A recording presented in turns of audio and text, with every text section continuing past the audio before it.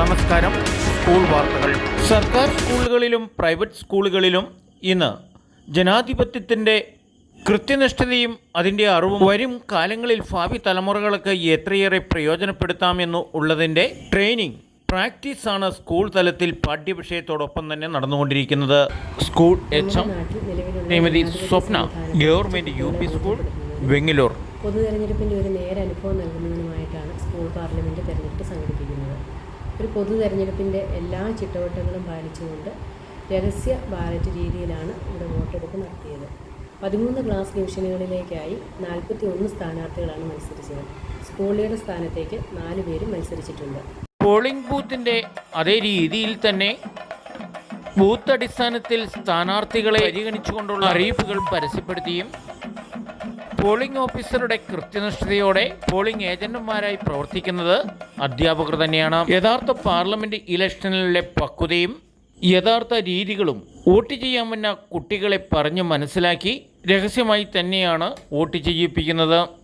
വിദ്യാർത്ഥിനികളെല്ലാം സ്ഥാനാർത്ഥികളുടെ മത്സരം കടുപ്പിച്ചുകൊണ്ട് വളരെ ആവേശപൂർവമാണ് വോട്ട് ചെയ്യുന്നതും വോട്ട് ചെയ്ത് കഴിഞ്ഞുള്ള പ്രതികരണങ്ങളും.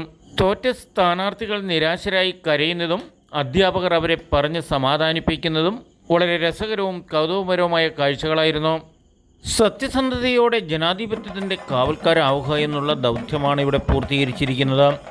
അത്രയ്ക്കും സീരിയസ് ആയിട്ടാണ് കുട്ടികൾ ഈ ഇലക്ഷനെ പരിഗണിച്ചതും വോട്ട് ചെയ്തതും സ്ഥാനാർത്ഥികളെ വിജയിപ്പിച്ചെടുത്തതും.